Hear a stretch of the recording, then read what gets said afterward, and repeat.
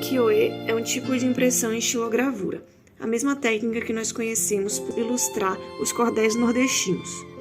Essa técnica, que é feita com o entalhamento de uma placa de madeira, que é coberta de tinta e pressionada sobre uma superfície, ela se tornou popular no período Edo, um período em que o Japão tinha paz e prosperidade econômica.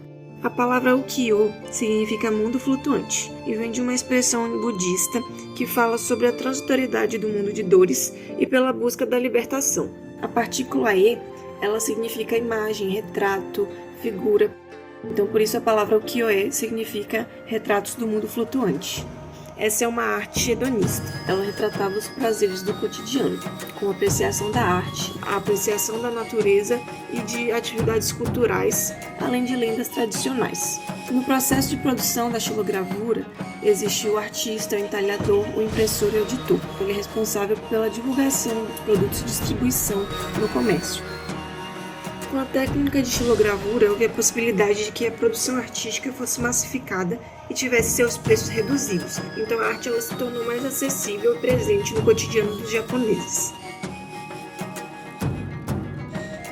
No século XIX, o Japão abriu seus portos e as estampas do ukiyo-e elas puderam chegar ao cenário internacional, chegando em países como França e Holanda e influenciando bastante nas artes impressionistas e modernistas. Surgiu o termo japonismo, ou japonismo, do francês, que era essa influência que as artes japonesas tinham nesses artistas.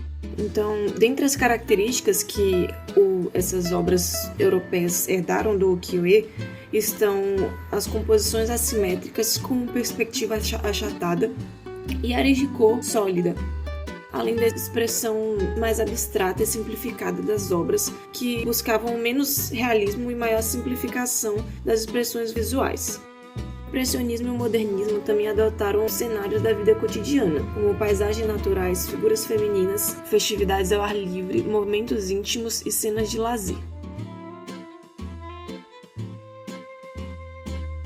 Estudando sobre isso, eu consegui pensar um pouco no meu gosto forte por Van Gogh, Van Gogh foi um artista desses que se inspirou na arte japonesa e ele pintava pessoas que conhecia, lugares que ele frequentava e tudo isso era feito com cores vibrantes e bastante sentimento.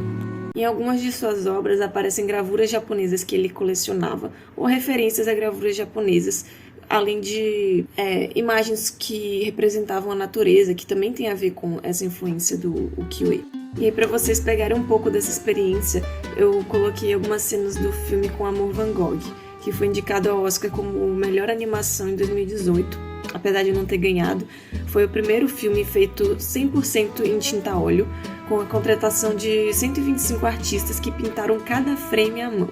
Então, toda vez que eu assistia esse filme, enquanto eu assistia, eu sempre me lembrava de que aquilo foi pintado à mão e era uma sensação assim que eu sentia de euforia por tão maravilhada que eu ficava com ele. Artistas como Monet, Paul Gauguin, Degas, Mary Cassatt também foram influenciados por essa arte.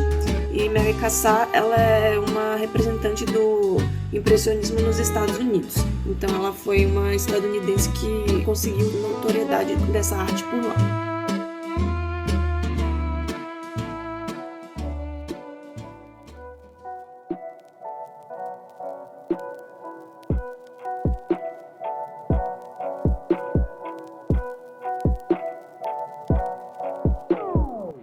E aí temos o Shin-Hanga, um movimento moderno de gravura japonesa, que teve início no final do século XIX e início do século XX.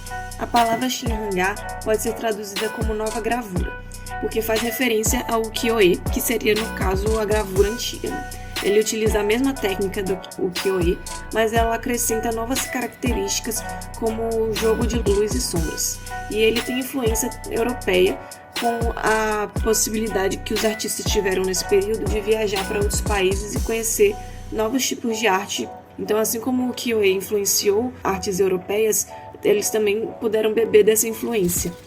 Muitos artistas desse movimento, eles pintaram cenas internacionais de locais que eles visitaram e também cenas do seu próprio país, com o desenvolvimento dessas técnicas, a partir da observação de outras artes.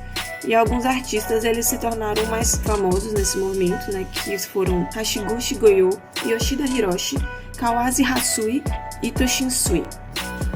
Provavelmente quem gosta de anime já percebeu a influência que esse tipo de arte tem nessas animações tão lindas com a natureza tão bem representada, né? Então eu lembro muito do Estúdio Ghibli e também do filme Your Name, que eu sou apaixonada.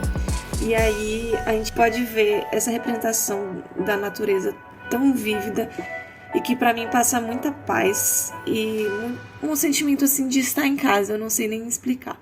Eu acho que consegue passar a ideia de a gente ver beleza nas coisas simples da vida, nos pequenos detalhes, que são muito enfocados assim, as coisas pequenas do cotidiano ganham destaque.